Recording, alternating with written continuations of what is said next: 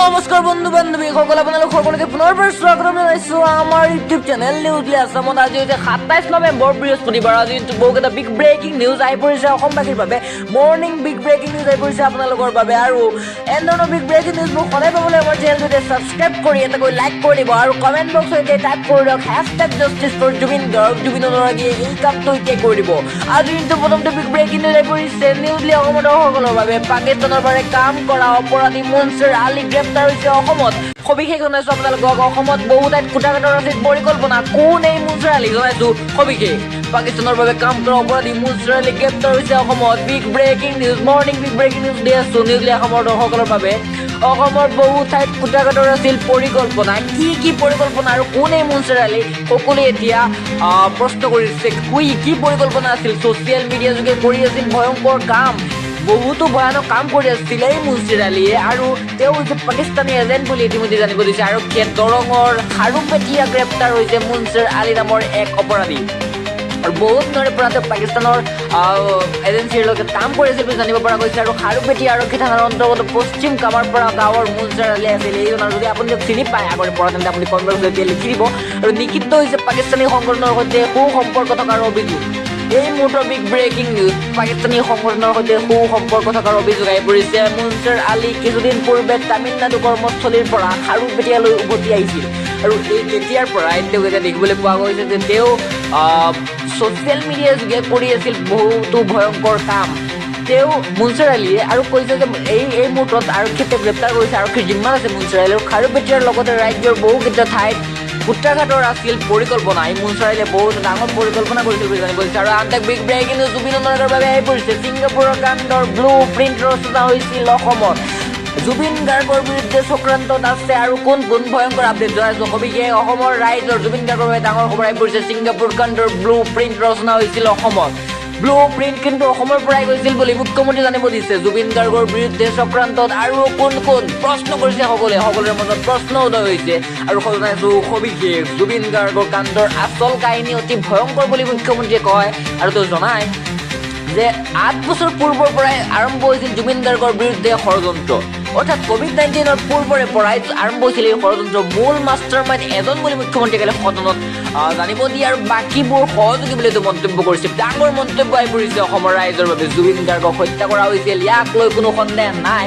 আৰু অসমৰ সম্পদক লৈ এনেধৰণৰ কৰাৰ সাহস তেওঁলোকে কেনেকৈ পালে সকলোৱে প্ৰশ্ন কৰিছে। 19 ছেপ্টেম্বৰত জুবিন গাৰ্গৰ মৃত্যু, 20 ছেপ্টেম্বৰতে ৰুজু কৰা হৈছিল হত্যাৰ গোচৰ। আৰু তাৰ প্ৰাৰম্ভিকতে তদন্ত স্পষ্ট হৈছিল যে হত্যাকাণ্ডৰ। সেইবাবে মুখ্যমন্ত্ৰীয়ে বাৰে বাৰে হত্যাকাণ্ড বুলি কোৱাৰ বুলি তেওঁ দাবী কৰিছে। আৰু কৈছে SITয়ে লাভ কৰিছে A to Z তথ্য। জুবিন গাৰ্গক বহুতেই মানুহে লুটি খাইছিল আৰু তেওঁক যি মাৰাৰ ভয়ানক ষড়যন্ত্ৰ এই বহুতো আগৰ পৰা ৰচিছিল। আৰু জুবিনক এজন ব্যক্তিয়ে হত্যা কৰিছে আৰু বাকী এজন সহযোগী বুলি তেওঁ মন্তব্য কৰিছে। আৰু কৈছে ইয়াৰ বাবে 4ৰ পৰা 5জন ব্যক্তিক হত্যাৰ গোচৰত গ্ৰেপ্তাৰ কৰা হৈছে বুলি তেওঁ মন্তব্য কৰিছে। ডাঙৰ বিগ ব্ৰেকিং বিগ আপডেট দি আছো মৰ্ণিং আপডেট। জুবিনৰ হত্যাকাণ্ডৰ দুটা দিশ আছে বুলি মুখ্যমন্ত্ৰীয়ে মন্তব্য কৰিছে।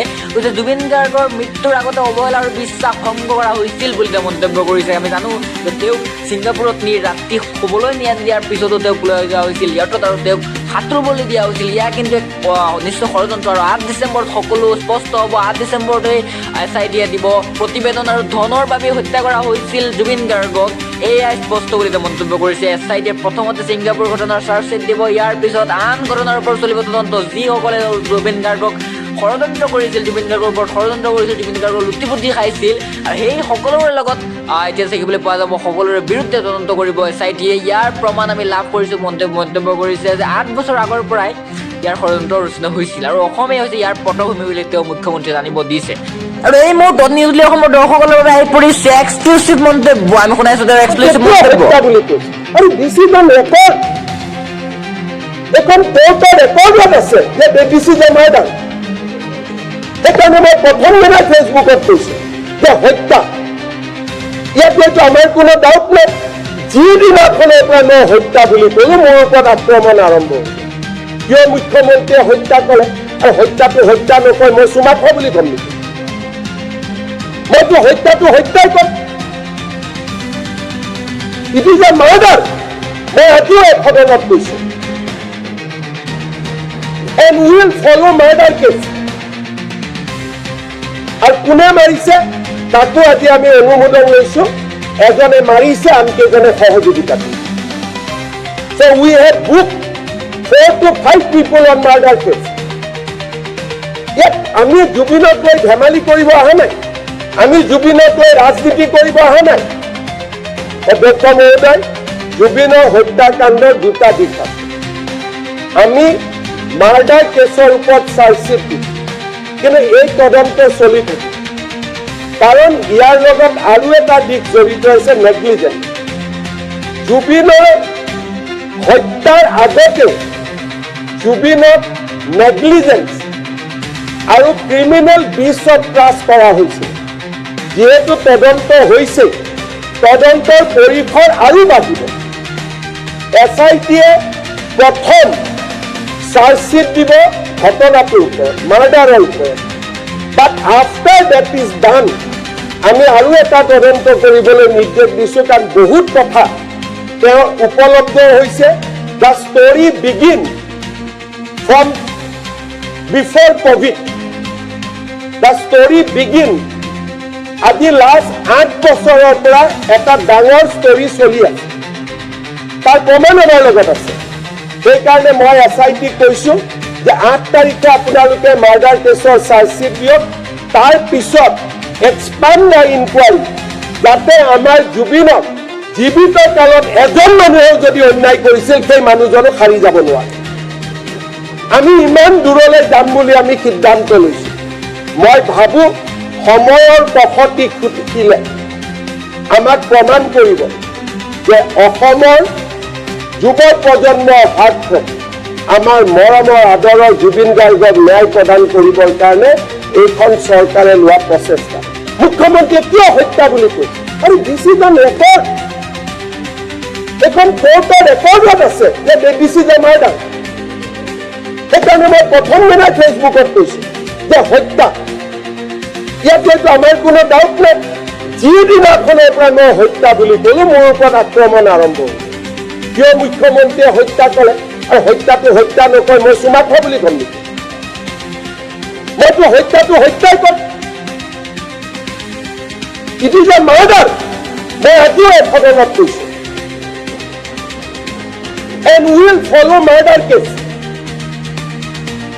আৰু কোনে মাৰিছে তাকো আজি আমি অনুমোদন লৈছোঁ এজনে মাৰিছে আনকেইজনে সহযোগিতা কৰিছে so we have booked 4 to 5 people on murder case ইয়াত আমি জুবিনক লৈ ধেমালি কৰিব অহা নাই আমি জুবিনক লৈ ৰাজনীতি কৰিব অহা নাই অধ্যক্ষ মহোদয় জুবিনৰ হত্যাকাণ্ডৰ দুটা দিশ আছে আমি মাৰ্ডাৰ কেছৰ ওপৰত চাৰ্জশ্বিট দিম কিন্তু এই তদন্ত চলি থাকে কাৰণ ইয়াৰ লগত আৰু এটা দিশ জড়িত হৈছে নেগলিজেন্স জুবিনৰ হত্যাৰ আগতেও জুবিনক নেগলিজেন্স আৰু ক্ৰিমিনেল বিচত ট্ৰাছ কৰা হৈছিল যিহেতু তদন্ত হৈছে তদন্তৰ পৰিসৰ আৰু বাঢ়িব SITয়ে প্ৰথম চাৰ্জশ্বিট দিব ঘটনাটোৰ ওপৰত মাৰ্ডাৰৰ ওপৰত বাট আফটাৰ ডেট ইজ ডান